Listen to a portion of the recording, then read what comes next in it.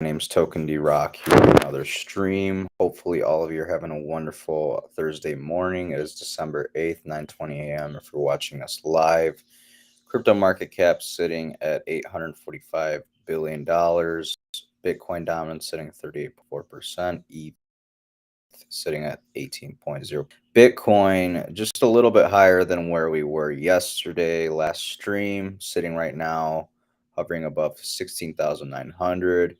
ETH just below 1250. Binance Coin 286, 287.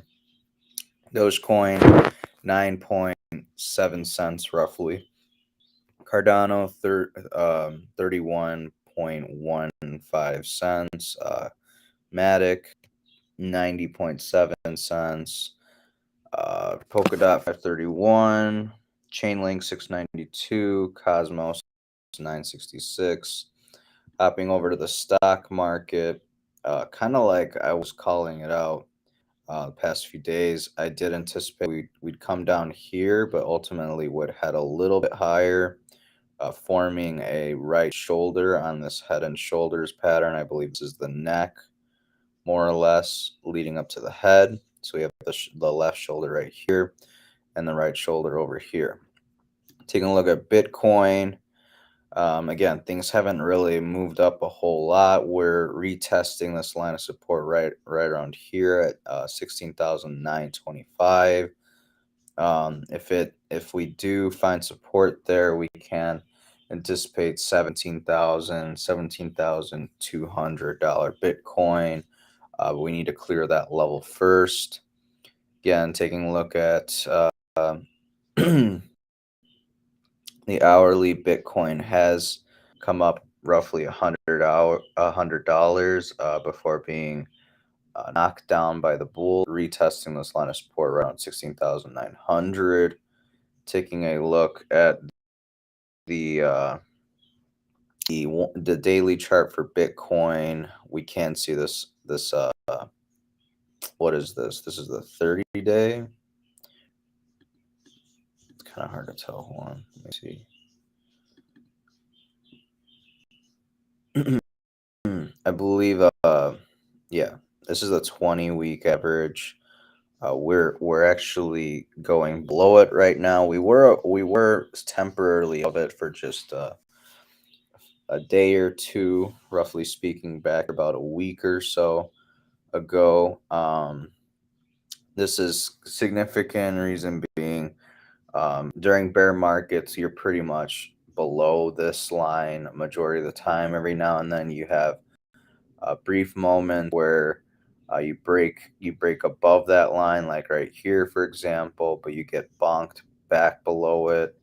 As you can see right here, Bitcoin for about, looks like, let's see here, roughly from the 25th through November 7th, about almost 2 weeks time, Bitcoin was above this line, but now we are trending below it. Typically speaking, again, bear market, that's kind of the norm.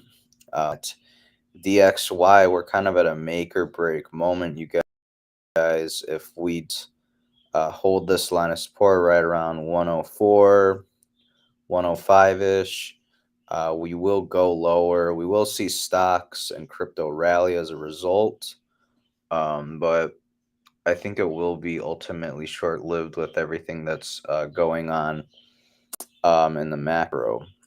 Headed over to Twitter for some news. More and more people are questioning whether ETH 2.0 is a security or not.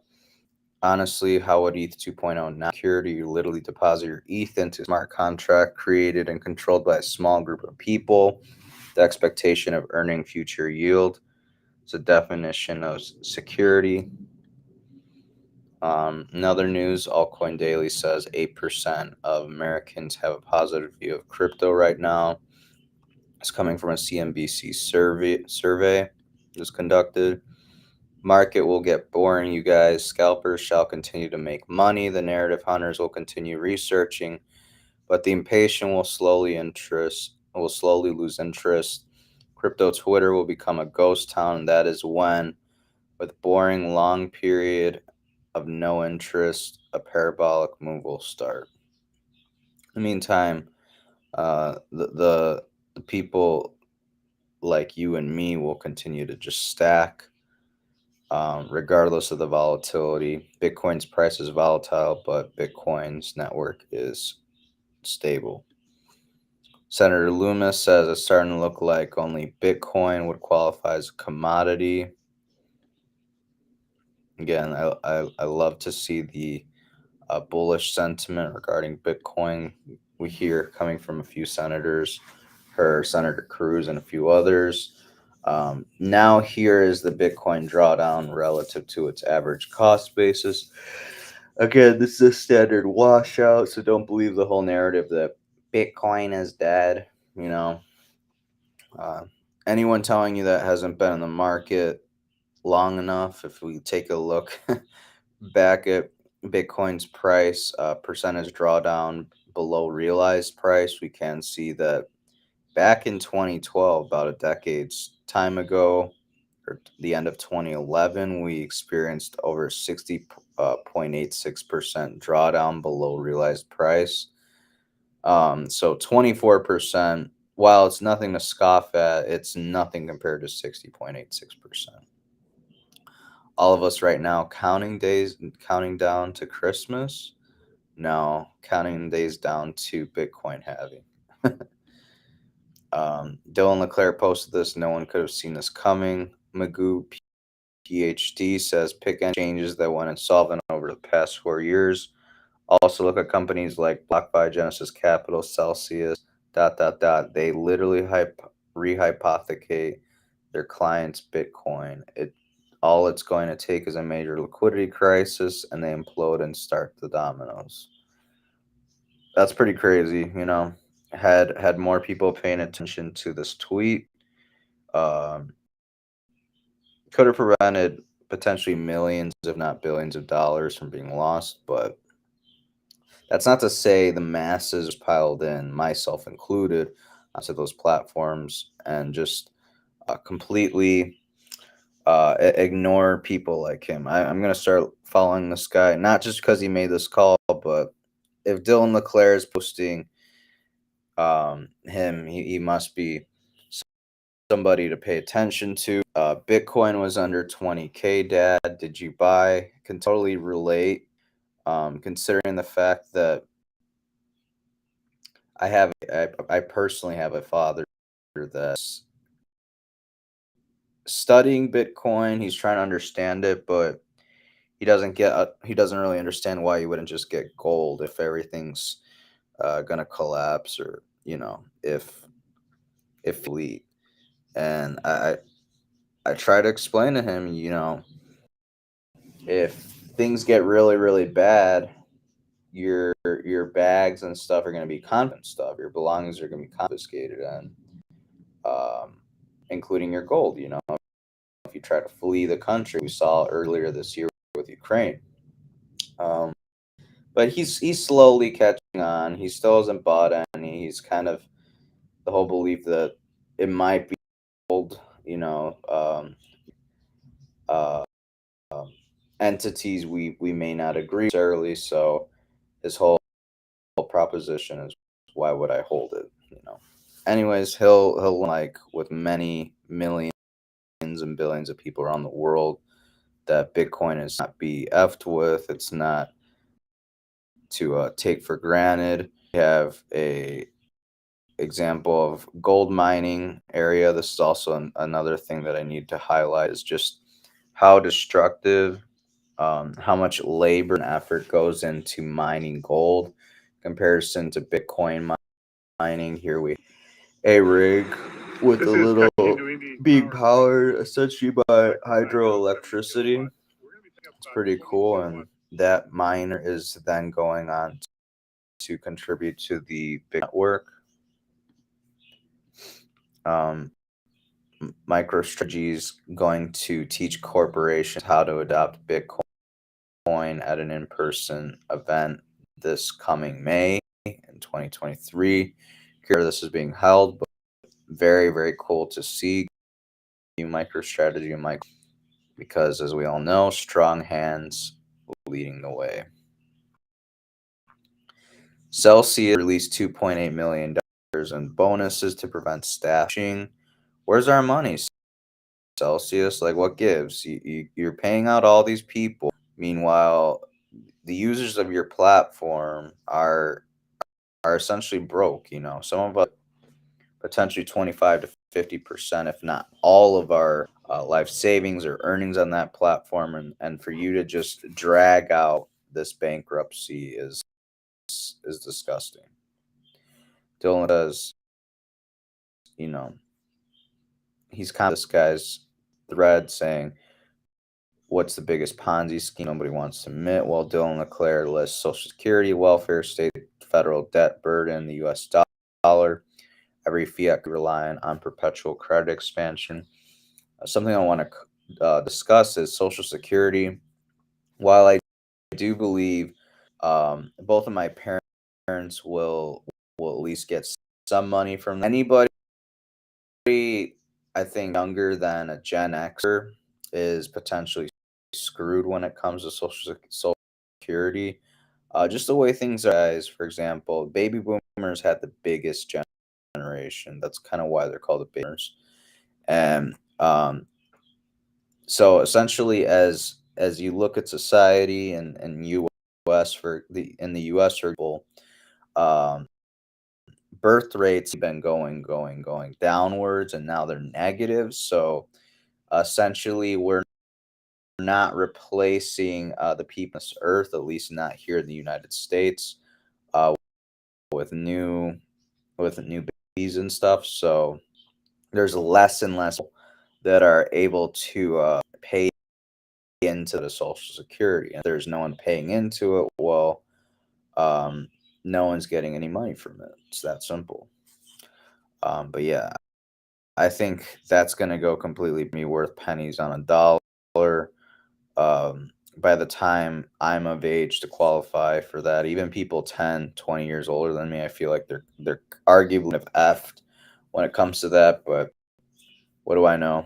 I should do some more. I should do some more research on that.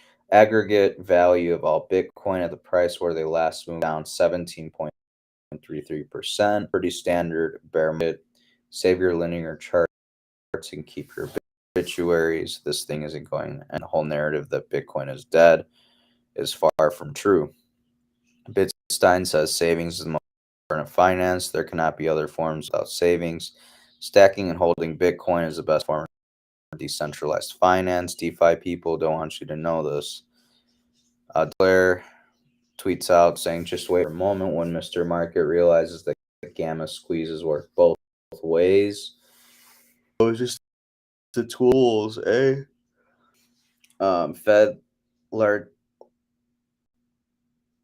Largesse created this deranged derivative complex. All the passive flows in the world won't matter during a real negative gamma squeeze. And I that's the thing. I think we have quite the pain to experience 23, considering again everything going on in the macro. But I'm going to start talking about Twitter files again a little bit. So essentially, Elon Musk revealed that this guy, Jim, a member of the FBI, supposedly the FBI was actually all over Twitter. And essentially now, if you try and look up Jim Baker, there's no results being found when you Google the name. And the whole thing is regarding Jim Baker is he was a member of the FBI. He was essentially telling Twitter what and what not to censor, like and stuff like that. And the truth is coming out that he hacked Twitter files to basically remove the FBI from the situation, so nobody would find out. Elon Musk more or less called him and FBI out. Again, is Elon Musk a force of evil or good? It looks like he's on our side for a good chunk of stuff, but that's not to say he couldn't just potentially be a Trojan horse being used to gain our confidence, and ultimately, boom, he switches teams and haha, I made you guys fill in all this data, blah, blah, blah. We know how to where you are, blah, blah, blah. We know this X, Y, and Z about you. I don't know. Maybe I'm seeing 4D chess when it's just 3D chess. I don't know. But it's interesting to mention that former Twitter CEO Jack Dorsey is all over this, and he's calling Elon Musk to release all of the Twitter files. If Jack Dorsey is of this you know, God damn it, how do I explain? I wonder if he believes in this. The side of free speech is offensive speech, the alternative is tyranny. And I think that's kind of why Jack Dorsey is calling on Elon to release all of the Twitter files, because they were slightly like redacted and stuff, with the FBI being involved and such. The reality is, if you can find 5% of Twitter's workforce and the site slash platform works better, imagine what you could do to the federal government. Yeah, federal government's massive, you guys. Some people are questioning, as the year comes to an end, give me your thoughts, most contrary idea or prediction for 2023. Dime says oil top isn't in, precious metal run to new highs.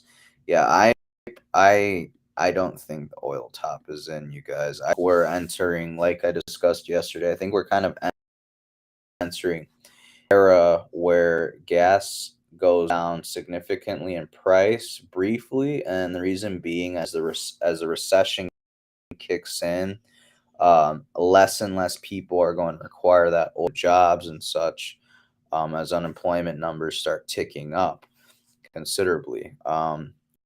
Again, not financial advice, but I think oil will go to new all-time high prices in 2023, at least potentially here, US and Europe, especially, considering we keep shooting ourselves in the foot between provoking Russia with sanctions and such, and also basically turning off our nuclear power plants, or not constructing new ones.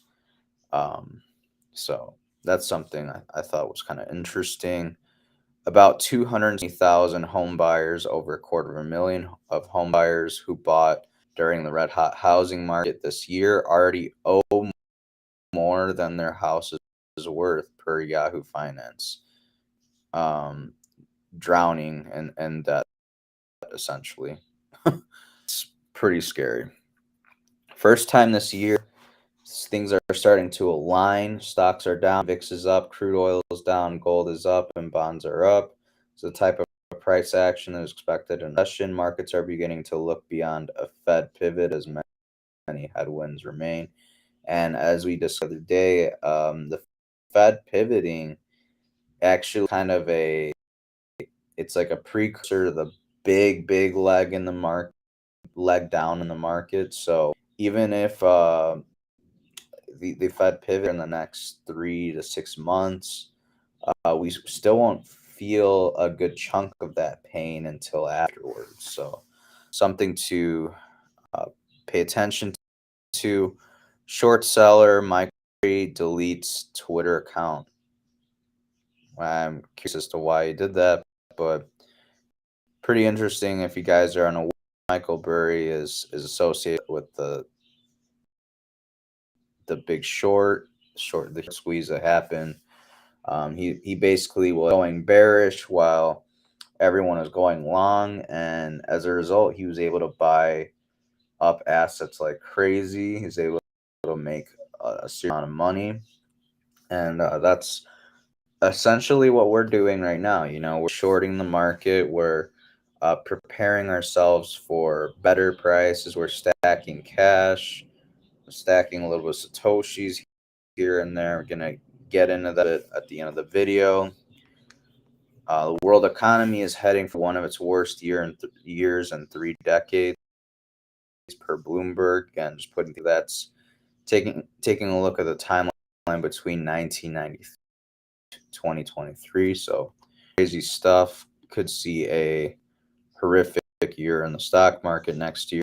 Not that this year's been great, but a lot of bear market rallies. Right, Walmart could lead to price jumps. Stores, according to the CEO, just putting things in perspective. This is how rich these people are that own the Walmart company. I think they can take a few $1 million losses. Not saying I'm all for the thefts or anything like that. I think stealing's wrong, but I think they're being a bit dramatic. I think they can, you know, weather the storm, so to speak. Wall Street Silver says, I don't know. Look, trillions are missing. I don't know where it went. This is Pentagon. Nothing happens. That's just crazy. Sam Bankman Fried can claim billions are missing. I don't know where it went. Doesn't get finished, and nothing happens. Average Joe, oh, well, 600 missing. I don't know where it went. And then I'm gonna find it. This is what's, again, two-tiered society, rules for thee, not for me. It's insanity, you guys. I feel like I'm taking crazy pills. House Financial Service Chair Maxine Waters doesn't plan to subpoena Sam Bankman-Fried to testify at hearing on FTX collapse. If you guys haven't heard, Maxine Waters did tweet this out yesterday, I guess, trying to clear things up. Lies are circulating that CNBC that I'm not willing to subpoena SBF FTX. Been requested to testify at the December 13th hearing. The subpoena is definitely on the table. Stay tuned. Yeah, well, there might be a subpoena, but are we guaranteed you're going to administer one? I highly doubt it, because apparently she's one of the biggest recipients of SBA money, laundering schemes and such. So I wouldn't bet on him getting prosecuted whatsoever. Subpoena either. White House Energy Advisor Hochstein says, I expect an increase in oil production in the first and second quarters of 2023. I certainly hope so, because if not, we're all going to be paying, even the people living in the middle of nowhere, $5-6 a gallon of gas. I hate to say that, hate to fearmonger, but gas is going to go back up significantly. Again, I was paying $5 to $6 here in the suburbs of Chicago, and I'll tell you that could probably expect $6-7 at some point next year, even if it's just for a month or two. That's gonna hurt a lot of people. A lot of people can't afford that, but a lot of people on the left just simply chalk it up to, oh, we'll just buy an EV. You can't afford a $5-6 a gallon of gas. Well, just buy an electric vehicle. I know that costs 45K or whatever, even after incentives and everything, but just get it. You have the money for it. New York City, we have a deranged person in a school bus that's being surrounded by what looks to be tens of cops, and none of them have the balls to get in the bus through the back door as such. I mean, there's plenty of time that the school bus is like going forward. There's a good like 5-10 seconds where an officer can just jump in there, but for whatever reason they don't do it, and they just let the guy get away. I don't understand. I'm sure he got caught, 5-10 minutes, maybe half an hour later, but this guy caused so much destruction, and the fact that these police could have done something about it, just like many many other scenarios, just shows you how ineffective the police force is. I was telling my friends the other day, they're no better than stormtroopers in Star Wars and like A New Hope. Like, to be honest, the accuracy is not where it should be. The training is not what it should be. I don't know. I'm just blown away. I'm not shitting on all cops or anything like that. I think that the training, that the fact that none of them had the balls to get in there, and then we see footage from like the Uvalde situation, where there's literally like footage of them, like, uh, aimed up around a hallway, and then there's a guy. One of them's getting like hand sanitizer because they're just waiting. Like, what are you guys doing? Do something. Like, and it's like when we don't want you to do something, you overdo it. You know, like it. I don't understand the policing. But anyways, could someone explain this to me? Reading the study, it appears that the vaccines we have been administering to children increase the likelihood of contracting illnesses such as strep A. Could be wrong. Here's the full link. I need to read into this, but it's kind of frightening that pointings may be, uh, or the findings may be pointing to something like this. Not a good look for the jab. This is insane. The parents simply wanted blood with no mRNA spike proteins inside of it, which was available, and because they asked for it, the state steals their kid. Is this the medical tyranny that we're going to be seeing across the board here in the United States or in New Zealand or across countries across the world?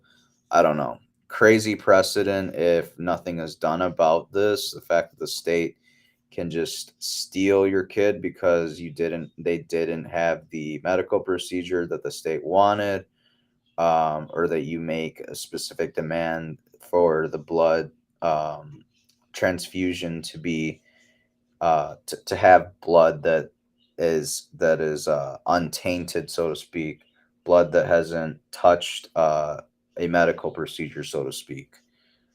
State just takes your kid away. I don't know. Scary precedent.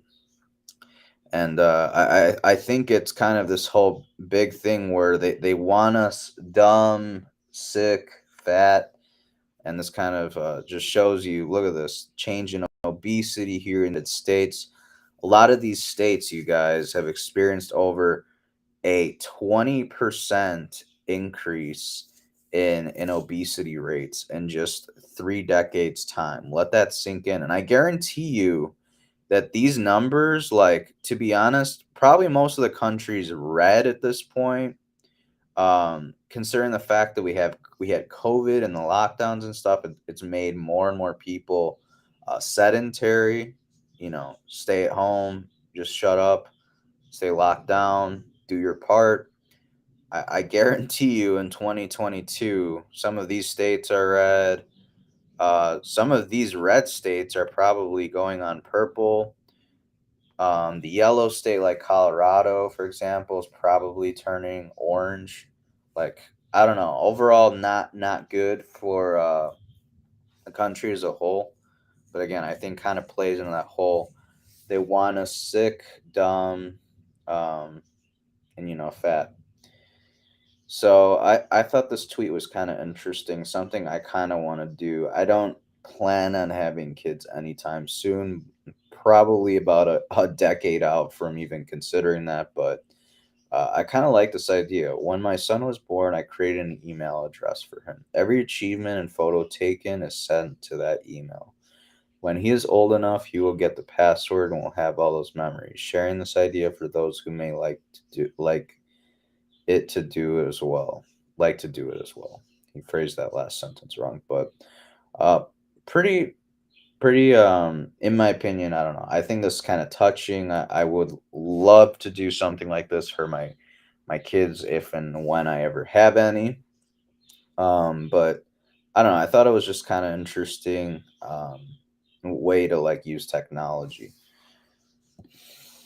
Last but not least, DCA is an optional for people who don't have a lump sum to buy Bitcoin. I commend plebs who work hard, spend less than they earn, and stack sats with the excess to save for their family's future.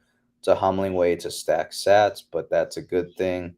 Yeah, the reality is not everyone has hundreds, if not thousands or tens of thousands of dollars just pour in the market at a specific time. So some people, it works best to just DCA on a regular time interval, whether it's daily, weekly, bi-weekly, monthly, bi-monthly, quarterly, yearly, whatever it may be, whatever the dollar amount is. Just know that you're stacking and you're putting this money away for the long term because you see potential in the technology and the utility of the network and such, and you realize that this money may, serve your family well, 5, 10, 20, 30 years into the future. Many people believe that Bitcoin could be a multi-million dollar asset. I don't know about that, but all I know is there's a lot of money to be made from stacking Bitcoin. Not financial advice, but personally, I'm buying consistently on like a weekly to bi-weekly basis, just a little bit, and then when we go down significantly is when I deploy a few $100. But that's just my strategy right now. Not telling you financial advice or anything like that, but get stacking whatever you can do. Make it count. Don't be buying a ton of shit coins. Don't be buying Solana. Don't be buying. They're not a shit coin, but you catch my drift. Like with the way things are going, we could still go down significantly in the market. So feel like buying into Bitcoin's not the worst investment you can make right now. Yeah, it might be you might go red for a few months, but in the long term you're going to be in the green. But that about does it for today's stream, you guys. Not trying to sound like a Bitcoin maximalist, but if you guys enjoy the video, please like and subscribe. Hit the notification bell to be notified when we go live next. Please share the video with your friends and family. Until tomorrow, 9:15 a.m. Central Standard Time. Hope you guys take